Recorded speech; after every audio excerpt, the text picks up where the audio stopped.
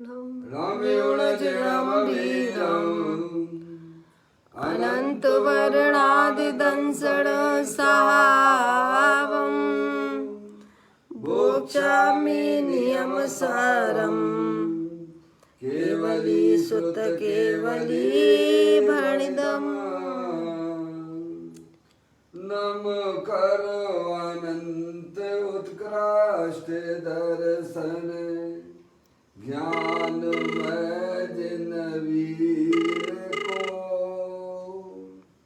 कहो नियम सार सुकेवली श्रुत केवली पर कथित को।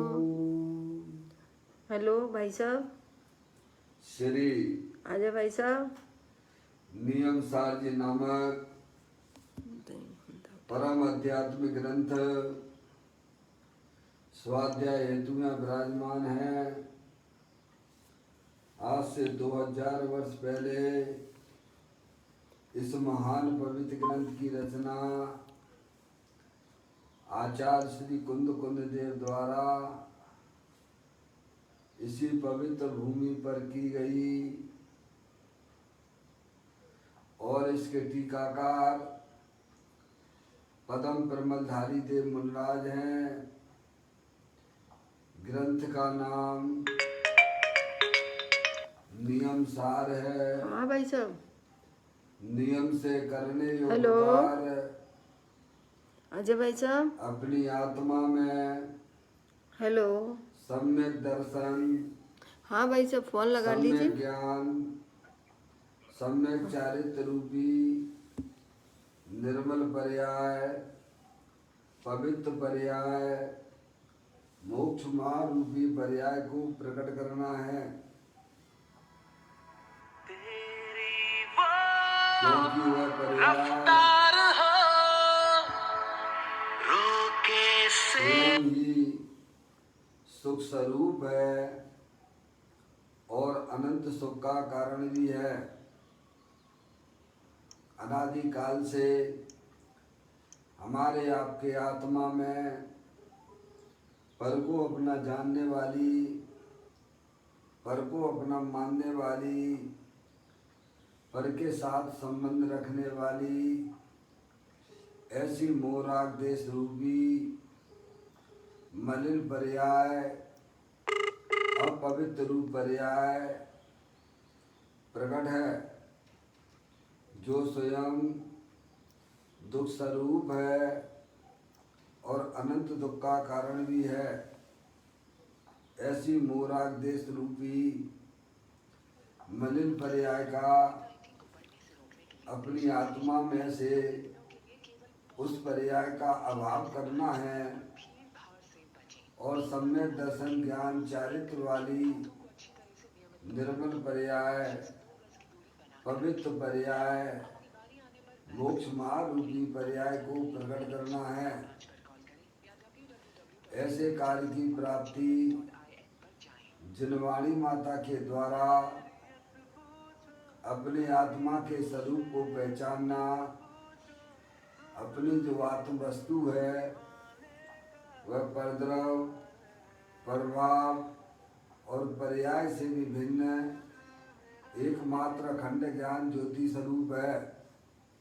ऐसे ज्ञायक प्रभु परमात्मा का मां जिनवाणी माता के द्वारा परिचय करके तत्पश्चात शरीर रागादि ये सब कर्मकृत वस्तुएं हैं, इनका हमारे आत्मा के साथ में किसी भी प्रकार का कोई संबंध नहीं है।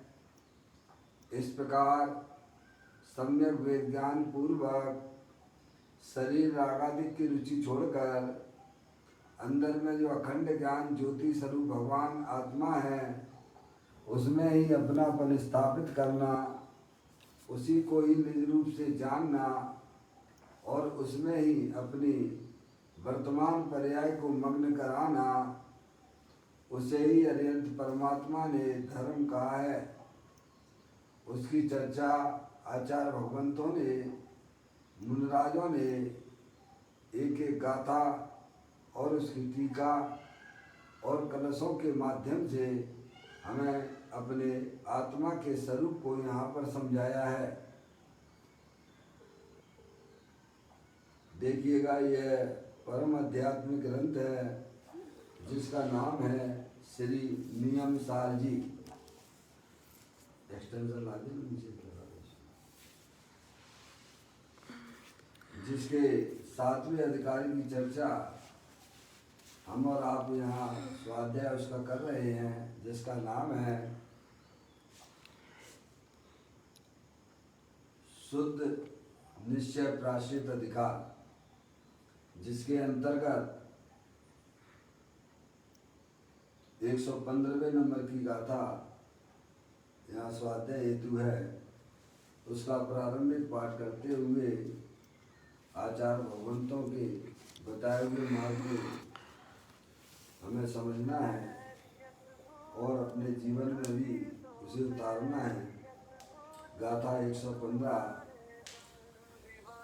बेकसायों को जीतते उत्तम क्षमा से क्रोध को,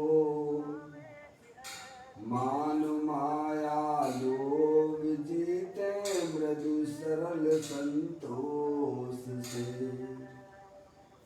बड़ी सुंदर बात आचार्य कुलकुलदेव 115वें नंबर की गाथा में हमें समझा रहे हैं कि हमारी आत्मा में जो क्रोध मान माया लोभ आदि कथाएं उत्पन्न होती हैं, उन्हें अपने चैतन्य स्वभाव जो कि अखंड ज्ञान ज्योति स्वरूप है, अकसाय स्वरूप है, उसके द्वारा उन कसायों को वह जीतते हैं। इस प्रकार का यह जगत के समस्त जीवों को आत्मा के स्वरूप को बताते हुए कसायों पर किस प्रकार से विजय प्राप्त करते हैं, उसकी विधि हमें यहाँ पर समझाते हैं।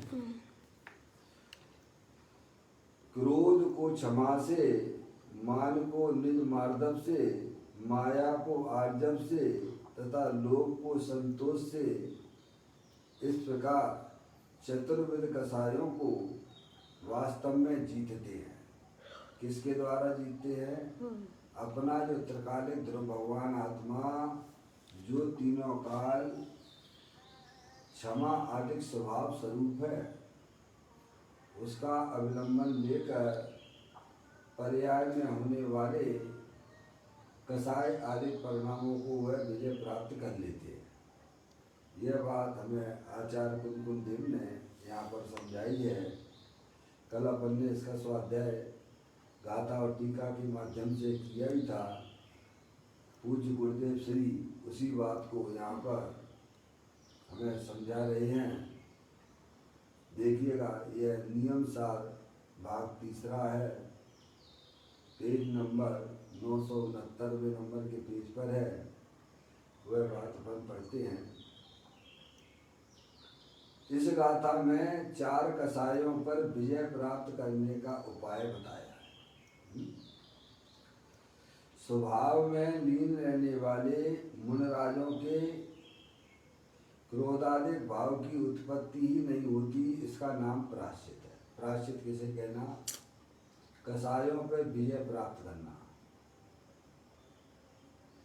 और अपनी आत्मा में जो अनंत शक्तियों के क्षमा आदि अनंत शक्तियां हैं, उनको पर्याय में व्यक्त करना, वही वास्तव में निश्चय से प्रायश्चित है। क्या? दोष को दोष जानकर दोष को अपनी पर्याय में से अलग कर देना और जो अपने गुण हैं उन्हें पर्याय में व्यक्त करना, उसे ही अनंत परमात्मा ने वास्तव में प्रायश्चित कहा है। और वे 3 प्रकार से क्षमा आदि के प्रकार भी यहाँ टीका में समझाए थे। जघन्य, माध्यम और उत्तम के भेद से क्षमा 3 प्रकार की है।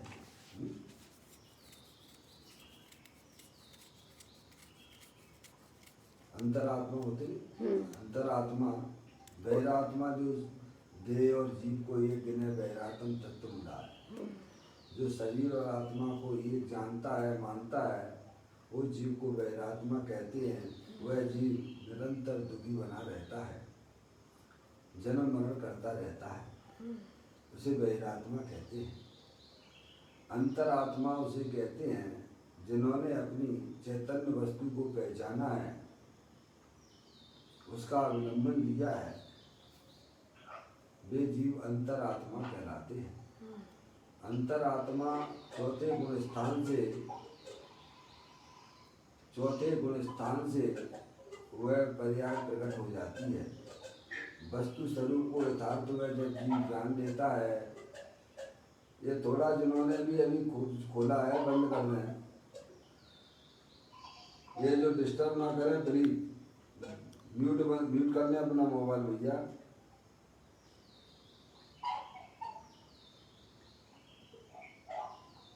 अंतरात्मा दशा जो है चौथे गुण स्थान से प्रारंभ हो जाती है।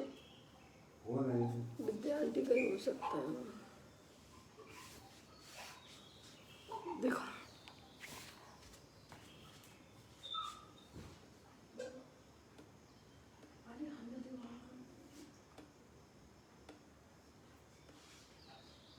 पारसमणि को लगाना, बाकी को लगा दो। पारसमणि को तो लगाया ही नहीं। इसमें एक था ना किसी पद्मा की, समझ में आया भैया? बात ये चल रही थी, अंतरात्मा 3 प्रकार की होती है, जघन्य, मध्यम और उत्तम। ठीक है? तो बहिरात्मा शरीर और आत्मा को एक जानता है, मानता है, वह बहिरात्मा कहलाता है। वह जीव जो है निरंतर दुखी रहकर अनंत संसार को बढ़ाता रहता है, उसे बहिरात्मा कहते हैं। और अंतरात्मा उसे कहते हैं जो अरिहंत परमात्मा के द्वारा बताया गया जो तत्व है, वस्तु स्वरूप है, उसको जानकर अपनी पर्याय में उसका श्रद्धान और ज्ञान करता है कि मैं चेतन सर्वभगवान आत्मा हूँ। ये शरीर आदि उद्गत द्रव्य हैं, इनका हमारे आत्मा के साथ में किसी प्रकार का कोई संबंध नहीं है। इस प्रकार का जब जीव को वस्तु स्वरूप का यथार्थ ज्ञान हो जाता है, उसका उसे श्रद्धान हो जाता है, तब वह जीव अंतरात्मा हो जाता है। अपनी चैतन्य वस्तु को ही अपनी जानता है, अपनी मानता है, और उसमें ही अपनी वर्तमान पर्याय को मग्न कराता है, उसे ही वास्तव में अंतरात्मा कहते हैं। परमात्मा तो जो है हमारे अरिहंत और सिद्ध परमात्मा हैं, उन्होंने अपनी पर्याय में अनंत शक्तियाँ जो द्रव्य के अंदर थी, उन्हें पर्याय में उन्होंने व्यक्त किया है। वे ही वास्तव में परमात्मा कहलाते हैं। यहाँ पर यह बात चल रही है कि जगन, मध्यम और उत्तम के भेद से क्षमा 3 प्रकार की है, जो परम प्रमलधारी देव मुनिराज ने इस गाथा की टीका में लिखा है। पूज्य गुरुदेव श्री उसी का खुलासा करते हुए क्या बताते हैं, जगन क्षमा किसे कहना? मिथ्या दृष्टि जीवों का बिना किसी कारण के ही मुझसे अप्रिय बोलना या मुझे त्रास देने का प्रयास करना इत्यादि प्रकार से प्रतिकूल कारण आने पर यह प्रतिकूलता मेरे पुण्य से दूर होगी। क्या है? पुण्य से दूर होगी, ऐसा विचार कर क्षमा करना प्रथम क्षमा है। जगन क्षमा कहलाती है। अज्ञानी जीव है, मिथ्या दृष्टि है, वस्तु स्वरूप को नहीं जानता है, अनाप शनाप ज्ञानियों पे आक्षेप वगैरह लगाता है, उनका दोष नहीं होने पर भी दोष लगाता है। पर ज्ञानी जो है क्षमा के धारी होते हैं, अपने आत्म स्वभाव को पहचानने वाले होते हैं। वे उनके द्वारा किए गए कृत्य को बिल्कुल भी ध्यान नहीं देते हैं। जैसे कोई पागल हो, समझदार व्यक्ति को कुछ भी कहे तो वह उसका बुरा मानते नहीं है। ऐसे ही सम्यक दृष्टि जीव वाले वे जो है क्या ये सब जानते हैं, ये सब अज्ञानी जीव हैं, इन्हें कुछ वस्तु स्वरूप का पता नहीं है नहीं। तो जो भी कुछ वो बोलते हैं बुरा कुछ गाली वगैरह या जो भी है गंदे शब्द बोलते हैं, तो वह उनके प्रति वास्तव में जैसे छोटे बच्चा होता है और वह कुछ भी करे तो बड़े लोग जो है कैसा उसकी बात का बुरा न मानते हुए कैसा अंदर में क्षमा रखना ही पसंद करते हैं। इसी प्रकार से यहाँ कहते हैं कि मिथ्या दृष्टि जीवों का बिना किसी कारण के मुझसे अप्रिय बोलना या मुझे त्रास देने का प्रयास करना इत्यादि प्रकार से प्रतिकूल कारण आने पर यह प्रतिकूलता मेरे पुण्य से दूर होगी। ऐसे पुण्य से दूर हो जाती है। ऐसा विचार का क्षमा करना प्रथम क्षमा है, जघन्य क्षमा है। यह सम्यक ज्ञान सहित जीव की क्षमा की बात है। समझ रहे आप? ये कौन सी क्षमा की बात है? उत्तम क्षमा है ना। उत्तम क्षमा तो सम्यक दर्शन सम्यक ज्ञान होने पर ही होती है। जब जीव को अपने आत्मा का ज्ञान और श्रद्धान होता है तभी वास्तव में वह वास्तविक क्षमा होती है। और व्यवहार क्षमा तो जो है व्यवहार क्षमा वो वास्तव में क्षमा नहीं है, वो कषाय की मंदता रूप परिणाम है, शुभ भाव है। यहाँ जो बात है सम्यक ज्ञान सहित जीव की क्षमा की बात है। अंदर में भान है, मेरा स्वभाव तो उपशम शांत है, क्या शांत स्वभावी भगवान आत्मा है, शीतल स्वभावी है। क्रोधादि करना ये मेरी आत्मा का पर्याय का भी स्वभाव नहीं है, द्रव्य स्वभाव तो है ही नहीं है। पर्याय का स्वभाव भी शांत रूप से रहने का है।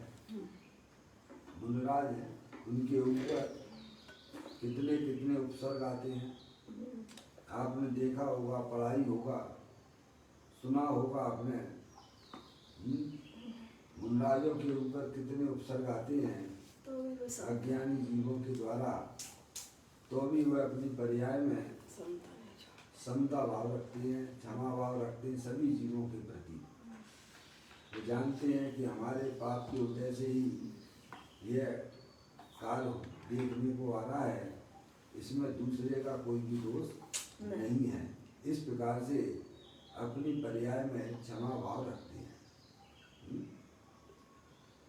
सम्यक ज्ञान से जीव की क्षमा की बात है। अंदर में भान है, क्या भान है? कि मैं चेत निसर्ग भगवान आत्मा हूँ, शांत स्वभावी हूँ। क्या भान है? कि मैं शांत स्वभावी भगवान आत्मा हूँ। क्रोधादि कषाय रूप परिणम नहीं करना, ये हमारी आत्मा की पर्याय का भी स्वभाव नहीं है। द्रव्य स्वभाव तो है ही ज्ञानानंद स्वरूप शांत स्वभावी, लेकिन पर्याय में क्रोधादि रूप परिणम करना ये हमारे लिए अच्छी बात नहीं है। तो अपने आत्मा का अवलंबन लेके, अपने आत्मा को जानकर, अपने ज्ञायक परमात्मा का जीव अवलंबन लेता हुआ है, अंदर में भान है कि मेरा स्वभाव तो उपशम शांत है। जैसे पानी का स्वभाव शीतल स्वभाव होता है, ऐसे ही अपनी चैतन्य वस्तु शीतल आनंद स्वभावी है, शांत स्वभावी है। आप पढ़ते हुए पढ़ाइए था,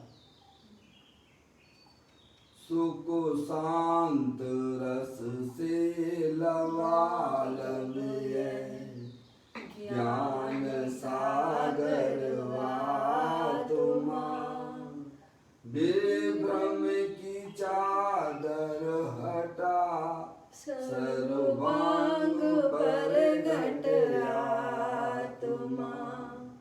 हे भजन इस लोक के सब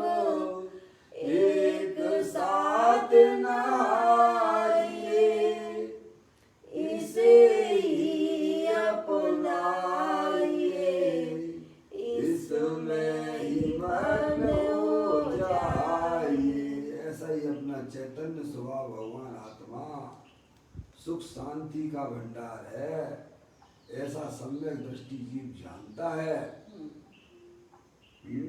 जानकर वह अपनी आत्मा का अविलंबन आश्रय लेता हुआ पर्याय में क्रोधादिक उसके उत्पन्न होते ही नहीं है। इसी का नाम वास्तव में क्षमा है। जगन नंबर की क्षमा चल रही है। तो अंदर में भान है, क्या भान है? मेरा स्वभाव तो उपशम शांत है, इसमें जो क्रोधादिक की वृत्ति है वह दुखदायक है। क्या है? किसको दुखदायक है? क्रोधादि कैसा है जी? किसको दुखदायक है?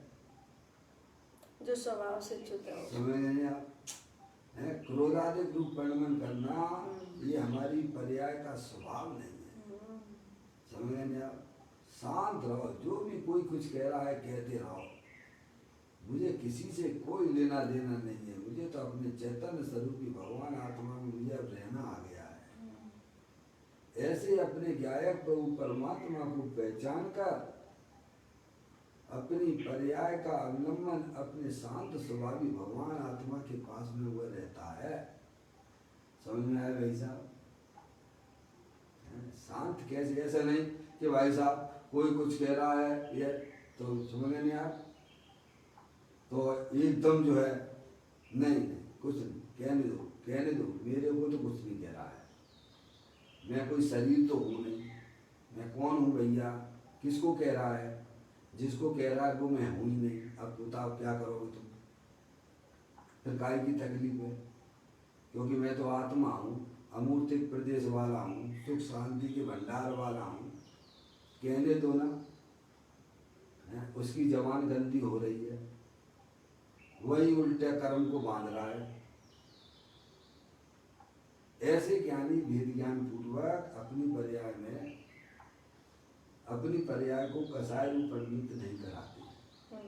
और अगर मैं उसकी बात का बुरा मान जाऊंगा, उसका लक्ष्य करके अपनी पर्याय में क्रोधादिक भाव करूंगा, उसका तो जो होना होगा तो होगा, लेकिन मेरा बुरा जरूर हो जाएगा। समझ में आया? ऐसे ज्ञानी जीव अपनी पर्याय में उन कसाय परिणामों को अपनी पर्याय में नहीं होने देते हैं। समझ में आया? हमें उन कसाय परिणामों से बचना चाहिए। बचने की कला ज्ञानी के पास में है। अज्ञानी जीवों को ना तो आत्मा का पता है, ना आत्मा के साथ में रहने वाले 8 कर्मों का पता है, ना वह उनके उदयों को पहचानता है। और इसके विपरीत ज्ञानी अपनी आत्मा को भी जानता है। अपने आत्मा के साथ में जो अनादिकाल से 8 कर्मों का संयोग है उसको भी वह जानता है, उसके उदयों को भी वह पहचानता है। इसीलिए कसाय रूप परिणमन करना मेरा पर्याय का भी स्वभाव नहीं है। अंदर में तो मेरा स्वभाव शांत स्वभाव ही है। वेद विज्ञान जगो जिनके घट शीतल चित भयो जिन चंदन केली करें शिव मार्ग में जगमाई जिनेश्वर के लघुनंदन। क्या कैसे पर्याय में शीतलता प्रकट होती है? वेद विज्ञान के द्वारा प्रकट हो जाती है भैया। मुकेश भैया, सच्चा ज्ञान जब जीव की पर्याय में हो जाता है कि मैं तो अमूर्त प्रदेश वाला भगवान आत्मा हूँ, शांत स्वभावी हूँ, आनंद स्वभावी हूँ, ये कसाय रूप परिणमन करना मेरी पर्याय का भी स्वभाव नहीं है। द्रव स्वभाव तो शांत स्वरूपी है ही। और अगर मैं क्रोधादिक रूप परिणमन करूंगा तो बुरा तो मेरा होगा, उसका जो होना होगा तो वो जान है। क्या भाई साहब? इस प्रकार ज्ञानी जी प्रतिकूलताएं आने पर भाई साहब क्रोधादिक रूप भी परिणमन नहीं करते हैं, एक वेद विज्ञान के द्वारा। ये कला जीव ने जिस दिन सीख ली उस दिन समझ लो वह संसार से तिल जाएगा। तिलने की कला उसे आ गई है भाई साहब। अपने आत्मा को कर्मों से छुड़ाने की कला उसे प्राप्त हो गई है। समस्त अज्ञानी जीव अपने आत्म स्वभाव को न जानते हुए व्यर्थ में ही कोलाहल करते हैं, व्यर्थ में ही, व्यर्थ में ही, व्यर्थ में, कोई लेना देना नहीं, कुछ नहीं। समझ रहे आप? यहाँ कहते हैं अंदर में भान है कि मेरा स्वभाव तो शांत शांत है। इसमें जो क्रोध की वृत्ति है वह दुखदायक है। कैसी है? उसे बुरा जानते हैं, उसे अच्छा नहीं जानते हैं। जो कसाय रूप परिणति है वह दुखदायक है। वह मेरा स्वरूप नहीं है। क्या है? क्या है भैया? जो विभाव रूप कसाय रूप परिणाम जो हमारी आत्मा में संसार अवस्था में देखे जाते हैं वे हमारे लिए दुखदायक है।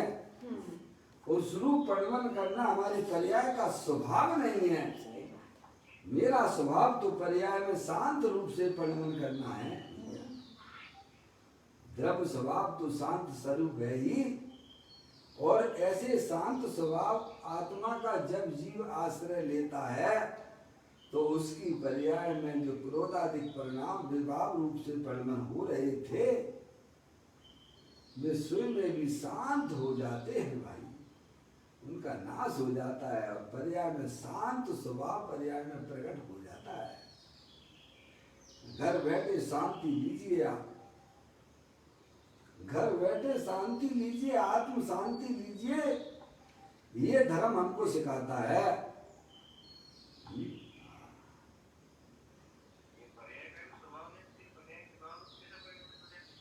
अज्ञानता से पर्याय में जो विभाव परिणतियां हैं वे अज्ञानता की निशानी है। मैंने आपको कहा नहीं, सामने पड़ी हुई है रस्सी और आप उसे देख रहे हो, क्या सांप देख रहे हो, सर्प देख रहे हो, आप देख ही नहीं रहे हो, मान भी रहे हो कि सांप है। क्या भाई साहब हैं? आपको सांप ही नहीं दिख रहा है, आप मान्यता में भी पड़ा हुआ है कि भाई साहब वहां वो सांप ही है। तो अंदर पर्याय कैसी होगी भाई साहब? शांत वाली पर्याय होगी कि दुख वाली पर्याय होगी? मुझे इतना सा बता दो मुकेश भैया। सामने पड़ी हुई है रस्सी, देख रहे हो सांप, मान भी रहे हो सांप ही है, तो आपके अंदर कौन सी भय वाली पर्याय होगी कि निर्भय वाली होगी, शांत वाली होगी कि दुख वाली होगी? तो वो किसकी निशानी है? वो अज्ञानता की है।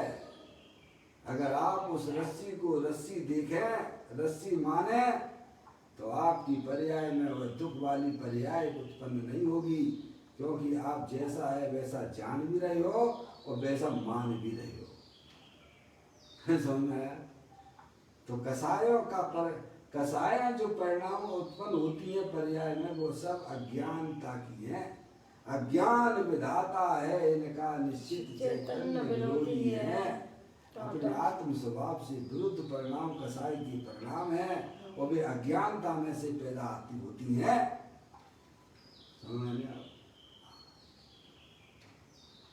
कहते हैं वह दुखदायक है क्रोध की प्रति, वह मेरा स्वरूप नहीं है। ऐसा भांस है जीव की क्षमा की यह बात है। आत्मा के भान पूर्वक जो पर्याय में है भाई साहब, उसे वास्तविक क्षमा कहते हैं। जगत में अकारण ही निंदा करने वाले अज्ञानी जी भले ही निंदा करते हों, पर उनके निंदा करने से मेरे आत्मा की अकीर्ति नहीं होती है। समझ में आया? चाहे कितना भी बुरा कहे, कुछ भी कहे, कहते रहे ना भाई साहब। पागल हैं वे, अज्ञानी जीव सब पागल हैं। वे अपने आत्म स्वरूप को नहीं जानते हैं, वे करुणा के पात्र हैं। मेरे आत्मा की अकीर्ति नहीं होती, मैं तो निजात्मा की प्रतीति करके उसकी महिमा के गीत गाऊं। क्या? किसके गीत गाऊं? किसकी महिमा हो पर्याय में? अपने चैतन्य स्वभाव भगवान आत्मा की महिमा उसकी पर्याय में रहती है।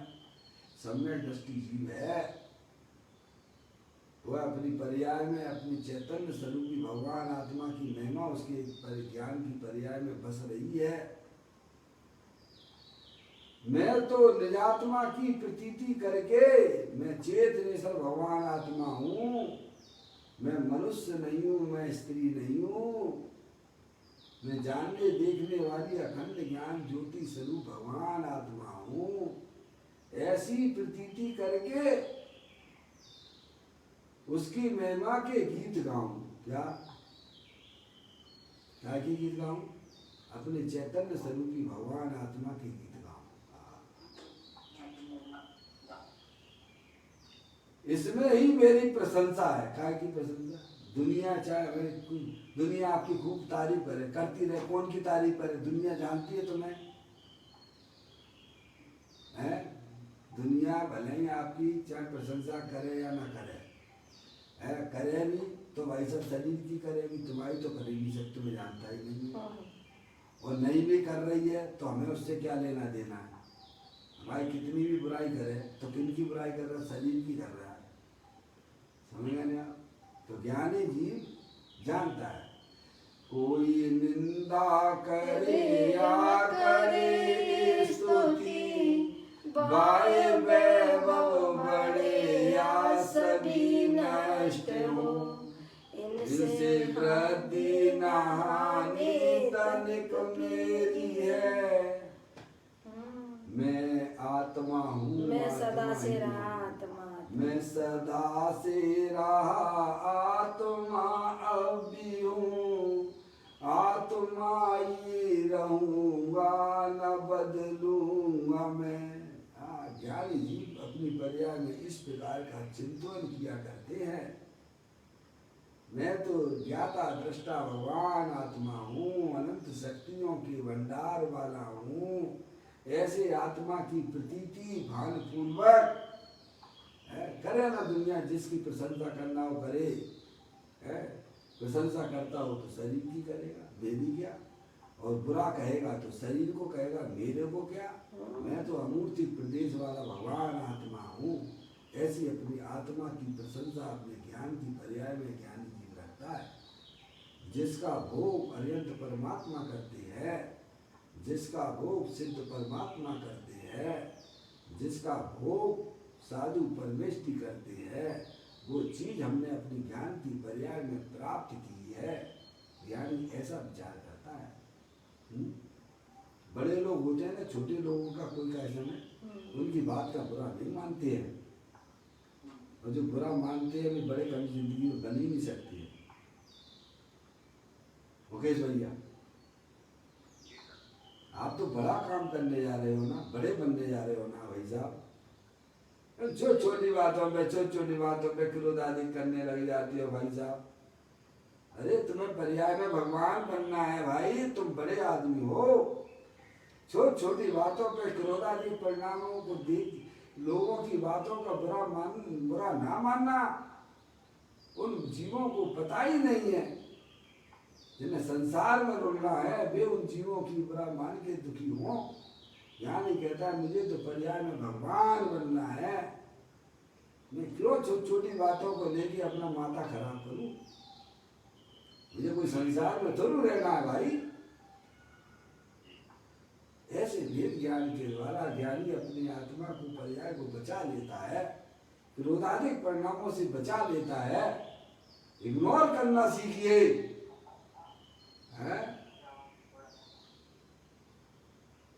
ज्ञानी के पास में वो कला है।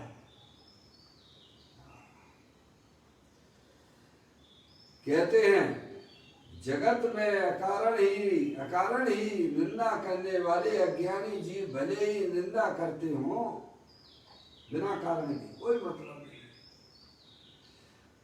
पर उनके निंदा करने से मेरे आत्मा की अकीर्ति नहीं होती।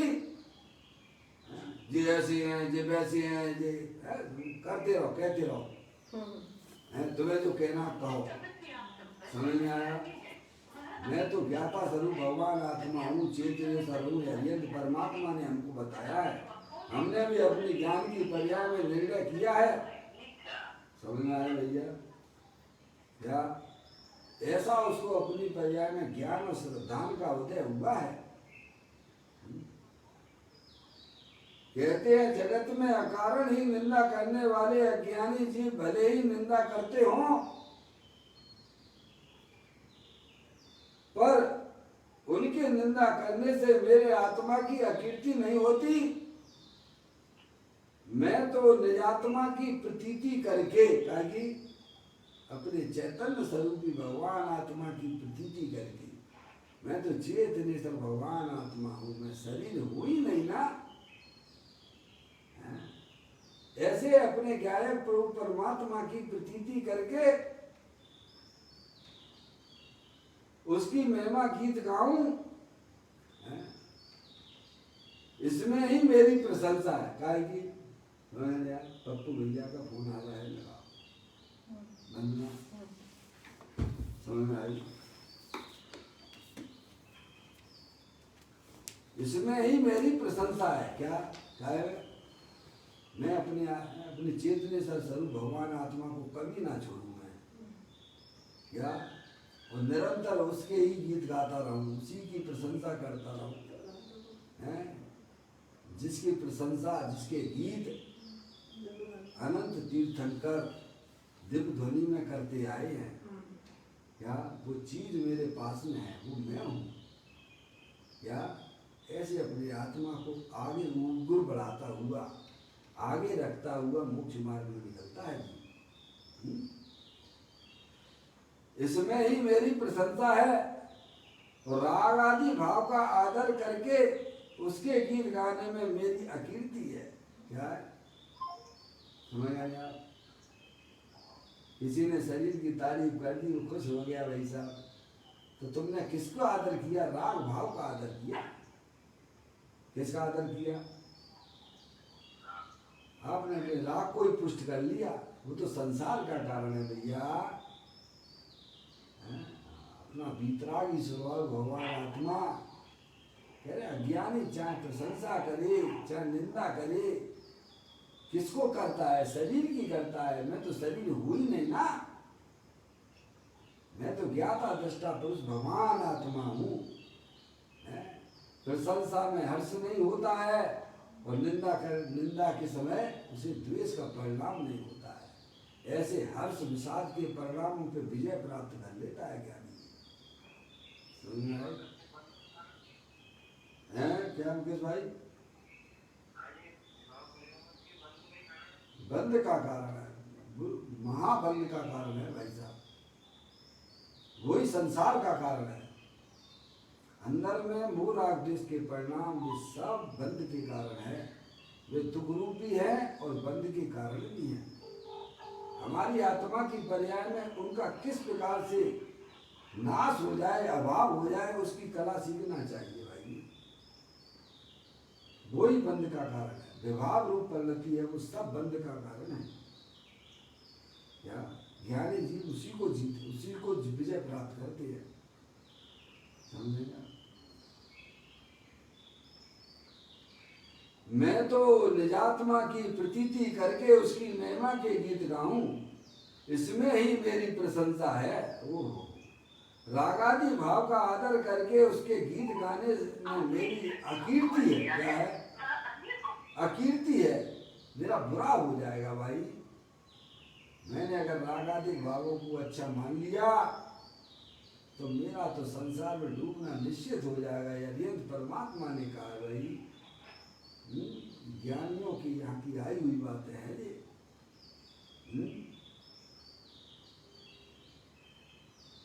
चलिए, कहते हैं मेरी अकीर्ति है।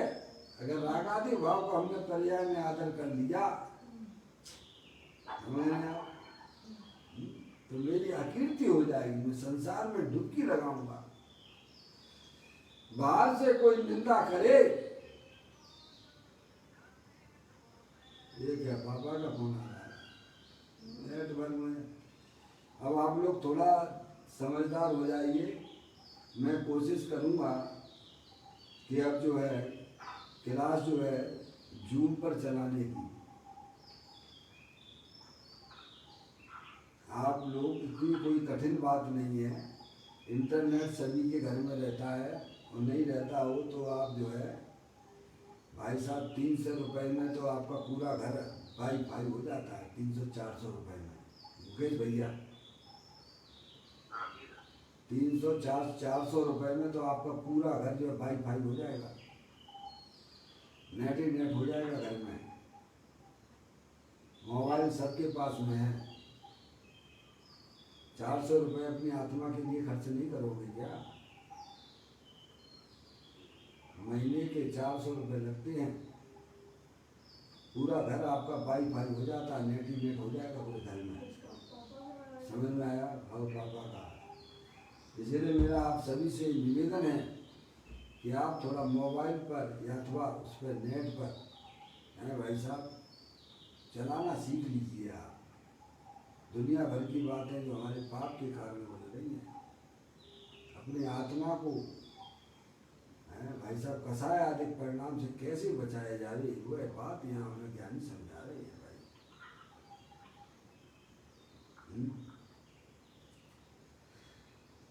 इसमें ही मेरी प्रशंसा है। किसमें? अपने आत्मा की महिमा करना, आत्मा रूप से अपने आप का अनुभवन करना, यही मेरी प्रशंसा है। और रागादि भाव का आदर करके, या रागादि भावों का आदर करके उसके गीत गाने में मेरी अकीर्ति है। संसार में रोना पड़ेगा भाई साहब। बाहर में कोई निंदा करे तो विचारे कि निंदा वाचक शब्द तो जड़ है। क्या कैसा विचार करते हैं ज्ञानी जी? बाहर में कोई आपको गंदा बोले तो ज्ञानी क्या विचार करते हैं? उनके अंदर की विचारधाराएं देखिए आप ज्ञानी के जीवों की। बाहर में कोई निंदा करे तो विचारे कि निंदावाचक शब्द तो जड़ है। क्या है शब्द? क्या है ये? जड़ है। भाषा वर्णा क्या है? जड़ है। और तुम कौन हो? जानने देखने वाली चैतन्य वस्तु हो। समझ रहे आप? ऐसा ज्ञानी जी विचार करते हैं। निंदावाचक शब्द जड़ है, उसमें मेरे आत्मा का नुकसान नहीं, उससे मेरे आत्मा का नुकसान नहीं होता। मेरा अपराध हुए बिना ही मिथ्या दृष्टि जीव बिना कारण ही मुझे त्रास देने, दुखी करने का उद्यम करता है। सो वह तो मेरे पुण्य से दूर होगा। ऐसा विचार कर क्रोध भाव को उत्पन्न ही ना होने देना और जगन्य क्षमा है। समझ लिया? कैसे है? अपनी आत्मा में क्रोधादिक परिणाम उत्पन्न ना हो तो कहते वेद ज्ञान के द्वारा।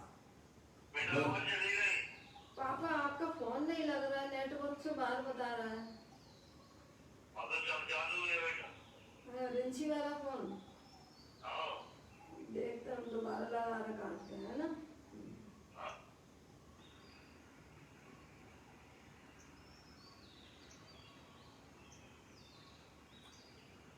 कहते किस प्रकार से सम्यक दृष्टि जीव अपनी आत्मा को क्रोधादिक परिणामों से बचा लेता है। कहते सम्यक भेद ज्ञान के द्वारा। काय के द्वारा? सम्यक भेद ज्ञान के द्वारा अपनी आत्मा में क्रोधादिक परिणामों से ज्ञानी जी बचा लेता है। भेद ज्ञान के द्वारा कि जो जीव मेरे बारे में गंदा बोलता है वो मेरे को पहचानता ही नहीं है। मैं तो चेतन सर्वभगवान आत्मा हूँ। जिसको बुरा कह रहा है उस शरीर को बुरा कहता है, मेरे को नहीं कहता है। इस प्रकार का भेद ज्ञान करते और उसके जो शब्द हैं मेरी आत्मा तक पहुँचते ही नहीं है। समझ में आया? इस प्रकार से वह भेद ज्ञान के द्वारा अपने आत्मा को क्रोधादिक रूप परिणाम नहीं होने देता है। वह जगन्य प्रकार की क्षमा है, वो सम्यक दृष्टि जीवों की। अब आप देखें आप आगे यदि पाप के उदय से बाहर की प्रतिकूलता आती है तो मुझे उसका दुख नहीं है। क्या वैसा? यदि पाप के उदय से बाहर की प्रतिकूलता आती है सबको आती है, हमारे मुनराजों को भी आती है। अरे हमारे आत्मा के साथ में अज्ञान दशा में जो हमने पापा बात है भाई नहीं साहब, कर रहा, नेटवर्क से बाहर बता रहा है, आप जो यहीं हमने चले दो। कर्मों का बंध किया है, ये आत्मा हमारे आत्मा के साथ में बनी है। आप कब से हो भाई साहब, ये तो बताओ, कब से हो इस संसार में? अनादि से हो ना। कीड़े हुए मकोड़े हुए भाई साहब, हैं, दुखी हो कर कर्मों का बंध किया ज्ञान दशा में, तो वे हमारे आत्मा के साथ में ऐसे प्रकृति कर्मों की बंधी है कि नहीं बंधी है? तो उनके उदय आएंगे कि नहीं आएंगे? तो कैसे उनका सामना करोगे भाई साहब? वेद ज्ञान के द्वारा ज्ञानी जीव उन कर्मों की निद्रा करते हैं, शांति से। क्या? शांति का परिचय देते हैं, समता भाव का परिचय देते हैं, और उसी में लिप्त हो जाओ तो भाई साहब तो उल्टे तुम अपने कर्मों को बांध हो लोगे। क्या करोगे? ज्ञानी को अपनी आत्मा को संसार सागर से छुड़ाने की कला आती है, समझ रहे हो? अज्ञानियों को नहीं, पता ही नहीं है ना। कहते यदि पाप के उदय से बाहर की प्रतिकूलता आती है पापा जैसे शरीर चल में रहे भी थे ना, प्रतिकूलता आती है भाई साहब, पापा। ये शरीर भी बाहर ही है। मम्मी यहीं पे चल रहे तो उस पर लग ही नहीं रहा है, नेटवर्क से बाहर बता रहा है। हाँ, जहाँ पे आवाज आ रही यहीं पे सुनो। देखिएगा, मैं बहुत ही शीघ्र जो है अब जो है जूम चालू करने जा रहा हूँ। मोबाइल का कनेक्शन पूरी तरह से ख़त्म करूँगा, इसलिए आप अपने घर में नेट की व्यवस्था कर लें। 400 रुपये में पूरा आपका कमरे में वाईफाई हो जाता है। बढ़िया बढ़िया साड़ियाँ खरीद लेते हो हजारों की, अलमारी में बंद पड़ी रहती हैं, आपका बंद करती है। कपड़े खरीदते हो बढ़िया बढ़िया, हजारों रुपए दे के आ जाते हो। 400 रुपये आपको खर्च करना है, आपने घर में वाईफाई लगाना है, और आपको जूम पे आना पड़ेगा अगर आपको स्वाध्याय करना है तो, भगवान की बताए हुए मार्ग को समझना है तो, अपनी आत्मा का कल्याण करना हो तो। जब आप कोई नहीं पड़ी तो फिर दूसरे को क्या मतलब? हमें अपनी अपनी जिम्मेदारी सबको लेना पड़ेगी। और रह गया का ऐसा हमको नहीं आता है, बच्चों से पूछ लीजिए, एक सेकंड का काम है। समझ में आ गई भैया? अब ये खटपट भी मेरे को भी अखरने लग गई है, क्योंकि मोबाइल के काम ऐसे ही रहते हैं। आप आइए, उस पर आ जाइए, नेट पे आ जाइए, आपका फोटो भी आएगी, आपकी जागृत अवस्था भी दिखेगी। और जो है आपको कोई प्रश्न भी पूछना होगा तो आप इशारे से ऐसा उंगली करेंगे तो मैं उसका वॉल्यूम खोल दूंगा, उसके प्रश्न को सुनूंगा। ठीक है? आपको ये व्यवस्था कैसी लग रही है? आप भी नहीं चाहोगे कि बाद में बीच में खटपट हो। समझ में आया भैया? आप अपनी तैयारी कीजिए जल्दी से। मैं कुछ ही दिनों में ये सब जो व्यवस्था करने जा रहा हूँ, जूम का जो है वो जो भी होगी व्यवस्था वो मैं आपको उपलब्ध करा दूँगा, लेकिन आप अपने घर में इंटरनेट की व्यवस्था कीजिए। ये मोबाइल की खटपट जो है ये तो चलती रहेगी। मुकेश भैया, कोई दिक्कत? कोई दिक्कत? है? बढ़िया है ना? मम्मी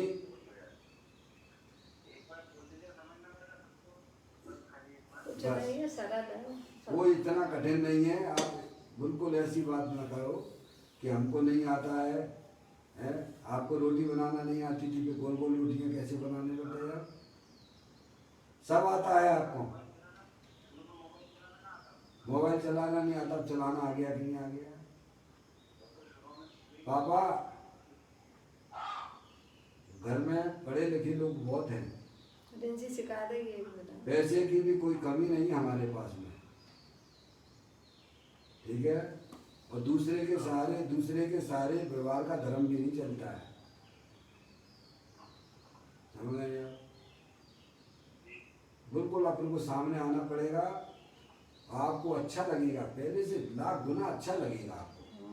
दिखेगा, फोटो भी दिखेगा, आपका फोटो भी मेरे को दिखेगा, मैं भी आपको दिखूंगा।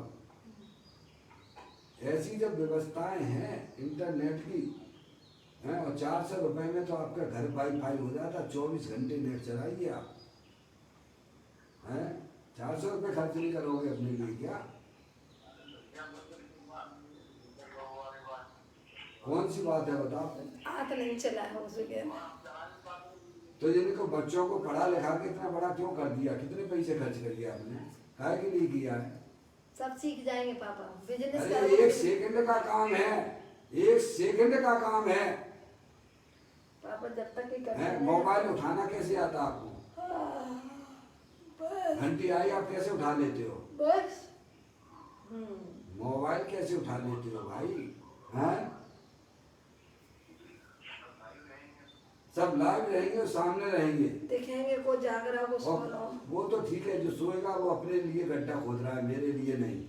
परमात्मा में जा रहा है तो वो अपने लिए जा रहा है, मेरे लिए नहीं जा रहा है। हमें अपने आत्मा के प्रति जागृति लाना हमारा पहला कर्तव्य है। सही बात। अगर मनुष्य पर्याय में भी अगर ये आपने व्यवस्था ना की तो त्रियंच गति तो हमारे सामने खड़ी पड़ी हुई है, उसे भगवान भी नहीं बचा सकते हैं। आत्म जागृति को भगवान ने धर्म कहा है। आज से अपनी व्यवस्थाएं सोचिए भाई साहब। 399 का जियो का प्लान आता है, मैं कोई जियो का कोई एडवर्टाइजमेंट नहीं कर रहा हूँ, मैं आपको बाहर की व्यवस्था बता रहा हूँ। 399 रुपए का वाईफाई आता है, आप घर में लगवाइए और उसका बिल 470 रुपए का आता है, टैक्स मिला के। कितने का? 470 रुपए का आता है टैक्स मिलाकर, हैं? पर डे के आपके 16 रुपए लगेंगे मात्र।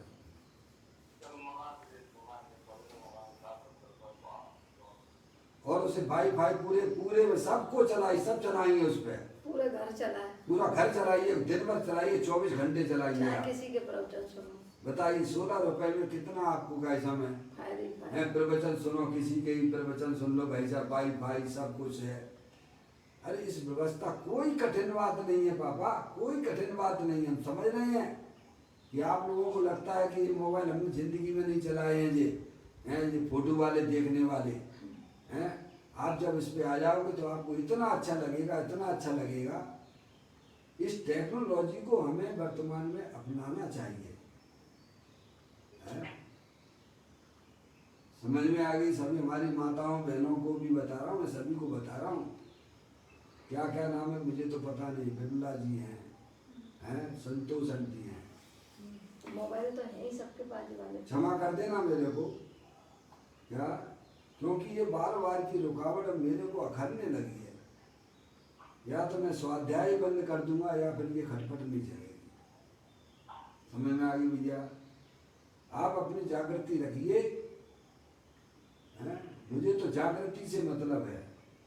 और आपको भी बाधाएं बहुत आ जाती हैं, फोन की बाधाएं बहुत आती है। रोजीना के रोजीना बोलना मुझे अच्छा नहीं लगता है। आज से अपनी व्यवस्था कर लीजिए। प्लान मैंने आपको बता दिया है, आप अपने घर पे लगाइए। मोबाइल जो है का समय सब आजकल वाईफाई यूज करने लगे हैं, जो कोई नहीं यूज करता है। और कर नहीं तो वो भी ले आइए आप, 1,5-2 हज़ार का रुपये का आ जाएगा, वो भी किस्सा खत्म हो जाएगा हमेशा के लिए आपका। चलिए अब अपनी बात पे चलते हैं। बहुत अतिशीघ्र का समय वह सब अपन व्यवस्थाएं करने जा रहे हैं, है नहीं? चलिए, यदि पाप के उदय से बाहर की प्रतिकूलताएं आती हैं, ज्ञानी किस प्रकार से बाहर की प्रतिकूलताओं पर विजय प्राप्त कर लेता है? बाहर की प्रतिकूलता आने पर भी ज्ञानी क्यों अपनी पर्याय में कसाय रूप परिवर्तन कैसे नहीं कर पाता है, ये सीखना चाहिए हमें। समझ रहे आप? यदि पाप के उदय से बाहर की प्रतिकूलता आती है तो मुझे उसका दुख नहीं है। क्या क्या मुझे उसका दुख नहीं, आने दो ना। शरीर में रोग हो रहा तो शरीर में हो रहा, मेरे को क्या है? बाहर लड़ाई झगड़े हो रहे तो होने दो ना, मेरे को क्या फर्क पड़ता है भाई साहब, हैं? क्योंकि बाहर का व्यक्ति बाहर ही है, कौन हमारे घर में घुस गया है। समझ लेना आप? ऐसे ज्ञानी जीव जानता है मैं तो चैतन्य स्वरूप भी भगवान आत्मा हूँ, शरीर मेरा आत्मा से बाहर है। समझ लेना आप? शरीर में रोग होता है, होने दो ना। भगवान ने कहा है शरीर तो रोगों का घर है। क्या है? शरीर तो रोगों का घर है। रोगों का घर है। एकाध रोग फूट जाए तो उससे हमें क्या फर्क पड़ता है? सही बात है। 5 करोड़ 68 लाख, हाँ पापा को याद, 5 करोड़ 68 लाख 99,584 लोग हैं पापा। एक आध रोग अगर फूट भी जाए, डायबिटीज बढ़ गई, ब्लड प्रेशर कम ज़्यादा हो गया भैया, हो जाए, कैंसर हो जाए, ये तो 2 4 5 8 के आप नाम दे पाओगे। यहाँ तो लाखों में रोग हैं। शरीर रोगों का घर है। और मैं चेतनेश्वर भगवान आत्मा मेरे में शरीर संबंधी कोई रोग नहीं है। अरे पर्याय में रागादिक परिणाम होते हैं, वो भी हमारा रोग नहीं है। क्या भाई साहब? मैं तो पूरी तरह से पूर्ण निरोगी स्वरूप भगवान आत्मा हूँ। समझ रहा है? तो कहते बाहर की चीज तो बाहर ही है, कौन मेरे आत्मा में जा रही है? तो बाहर में प्रतिकूलता, पाप के उदय से बाहर की प्रतिकूलता आती है कि नहीं आती है? मैना सुंदरी थी, उनको बाहर में देखो प्रतिकूलता आई कि नहीं आई? सीता थी, सीता को बाहर में प्रतिकूलता आई कि नहीं आई? काय से आई है? पाप के उदय से आती है। मुनिराज है, पार्श्वनाथ भगवान उन्हीं अवस्था में थे, कितनी प्रतिकूलताएं आई उनके ऊपर, उपसर्ग हुए, काय से आए? इसमें कोई जो है उस व्यक्ति का दोष नहीं है, कोई ना कोई तो निमित्त होगा ही ना। अरे कमठ नहीं होगा तो कोई दूसरा होगा, उसमें कहाँ दिक्कत वाली बात है? कमठ को बुरा क्यों देखें? मूल में तो हमारे ही पाप का उदय है ना भाई साहब। उसमें ये निमित्त नहीं होगा तो दूसरा निमित्त होगा, तीसरा निमित्त होगा। मुकेश भैया, इसे ज्ञानी जीव बाहर की दृष्टि को छोड़ देता है। वो जानता है कि बाहर में जितनी भी प्रतिकूलता आती है वो हमारे ही पाप के उदय से आ रही है। अब हमें शांति रखना है, नए कर्म नहीं बांधना है। तो शांति का परिचय देता है वेद ज्ञान के द्वारा। यदि पाप के उदय से बाहर की प्रतिकूलता आती है तो मुझे उसका दुख नहीं है। किसका? मुझे उसका दुख नहीं है। अंदर स्वभाव के प्रति अरुचि शंका होना ही महादुख है। काहेगा? अपने तत्व के प्रति है, अपने आत्मा के प्रति अरुचि का परिणाम होना, यही हमारे लिए बहुत दुख की बात है। ज्ञानी जानता है। क्या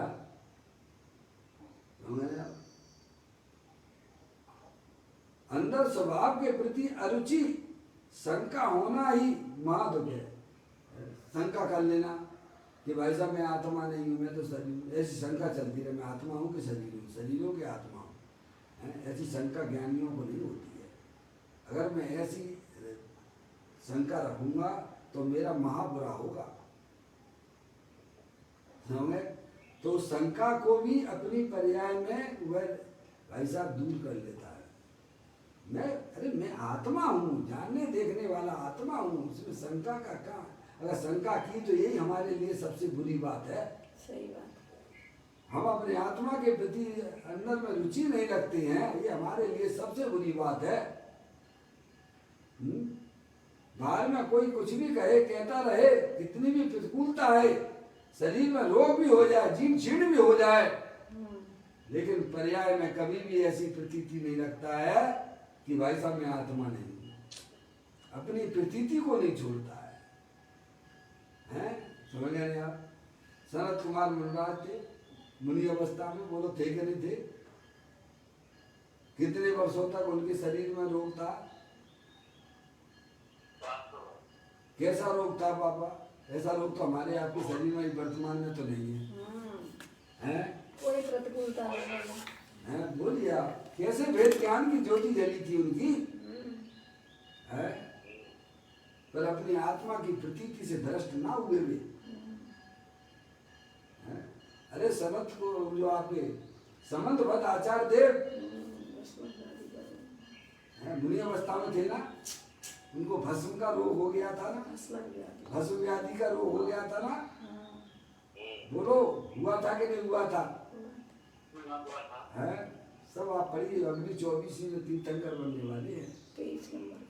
23 नंबर के तीर्थंकर बने अगली 24 में समंतबद्ध आचार्य स्वर्ग में। समझ में आया भैया? कैसा रोग हो गया था? भस्म व्याधि जैसा रोग हो गया था उनको। खाते जाओ तो भी अंदर में है भाई साहब, उनकी भूख शांत नहीं होती थी। पर मुनि अवस्था में ये सब नहीं चलता है ना, तो गिने चुने गिरास का भोजन होता है। समझ में है? तो बोला कि अपने गुरु से बोले, हे गुरुराज, हे गुरु, हे गुरुवर, अब मैं तो जो है सल्लेख न लेता हूँ, समाधि मरण धारण करता हूँ। क्यों? क्योंकि ये मेरे पे अब जो है सहन नहीं होती है। क्या होता है? थोड़ा बहुत मिल जाए भोजन, उससे क्या होता है? ऐसी भस्म व्याधि रोग हो गया।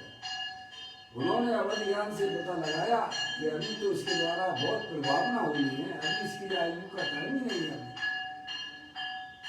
उन्होंने कैसा आदेश कर दिया कि अभी तुम्हारी समाधि का टाइम नहीं है, तुम पद से नीचे आ जाओ, कोई बुरी बात नहीं है। मुनि अवस्था उन्होंने छेद दी और एक सामान्य अविरति श्रावक हो गए। क्या भाई साहब, क्या बुरा है? और उन्होंने अपनी आराधना की। वो सब कहानी आपके ग्रंथों के अंदर विद्यमान है। समझ में आया भैया?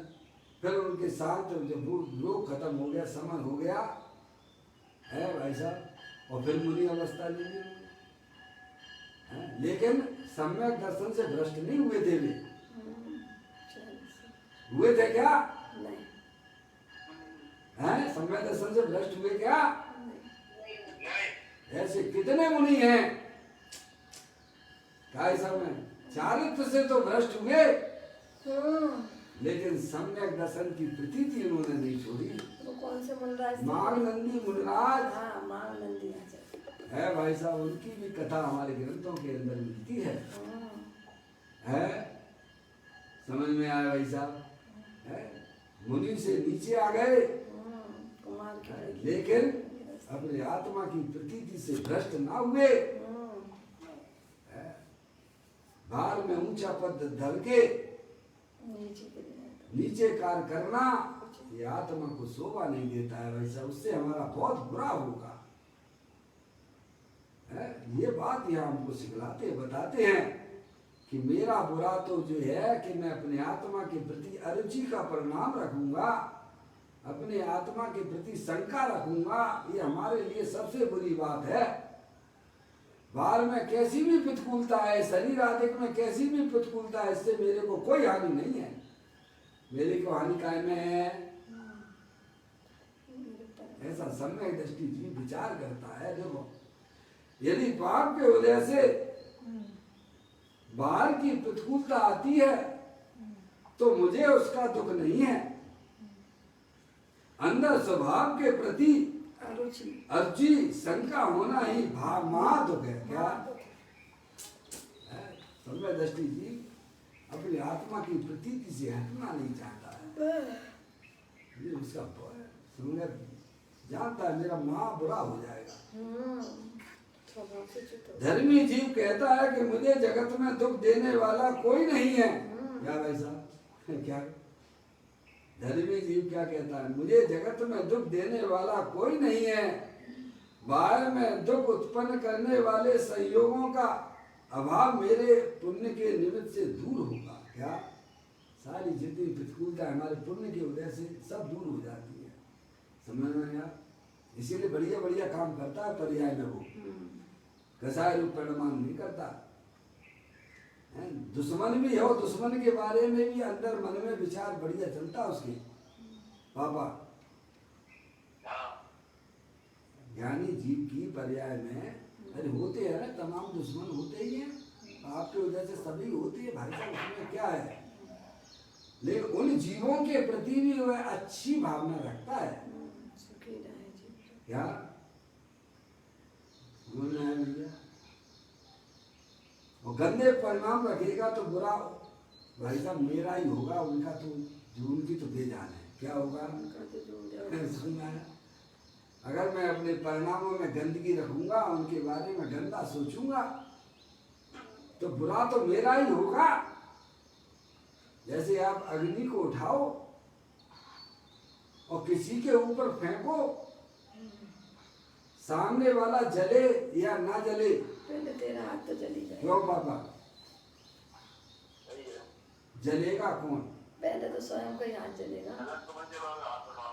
इसीलिए ज्ञानी जानता है भाई साहब, कसाय करेंगे तो स्वयं। अगर मैं स्वयं कसाय रूप परिमल करूंगा तो बुरा तो मेरा होगा, सामने वाला हो या ना हो उसकी कोई गारंटी नहीं है। इसी प्रकार वेद ज्ञान के द्वारा अपनी आत्मा को बचा लेता है। कहते हैं मुझे जगत में दुख देने वाला कोई नहीं है, बाहर में दुख उत्पन्न करने वाले संयोगों का अभाव मेरे पुण्य के निमित्त से दूर होगा।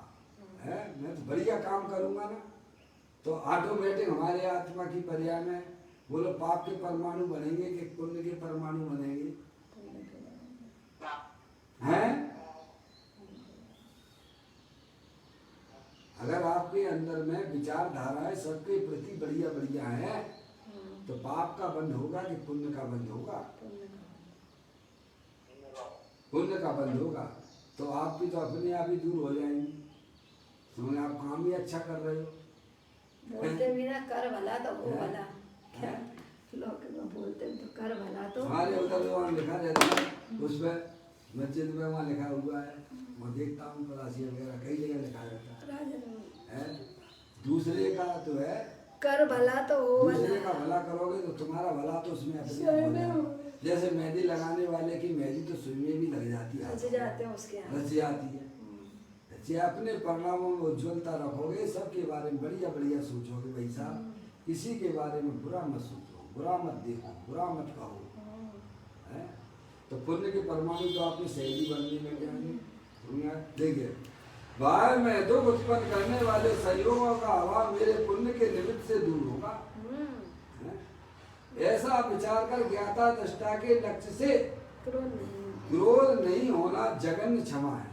सम्य दृष्टि जीव की क्षमा है ये। ऐसे वो अपनी आत्मा को क्रोधादिक परिणामों से बचा लेता है। अब चलिए आगे। अब दूसरी क्षमा। समय है क्या? समय हो गया,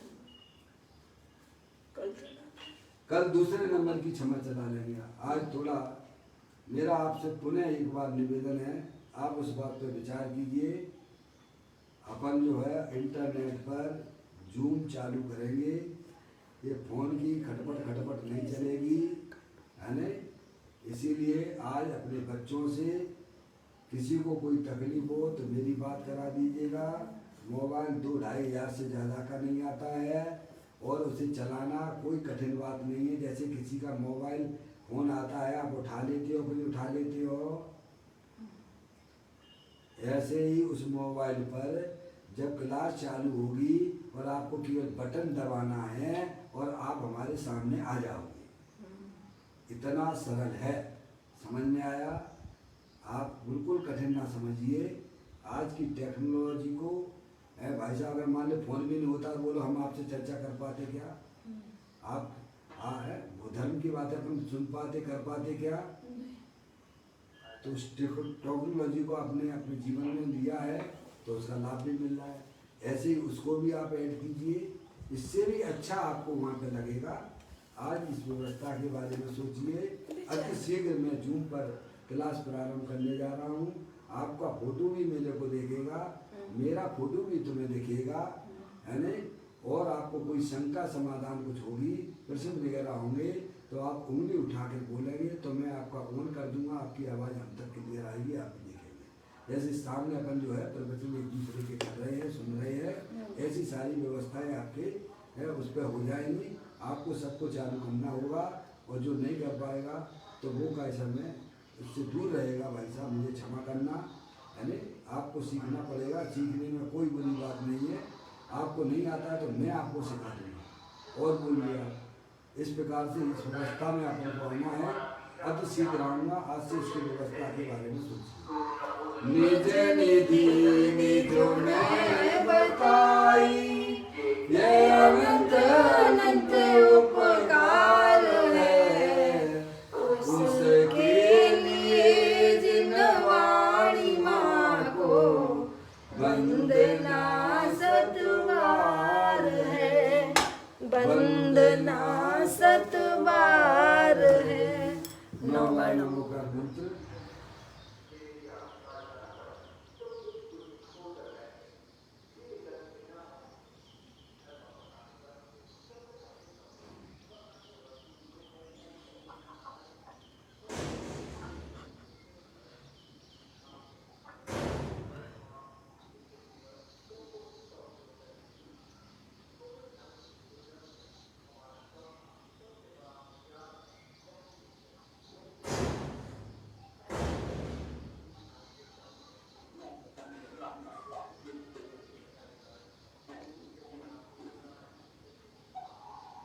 रुद्रवाणी माता की जय।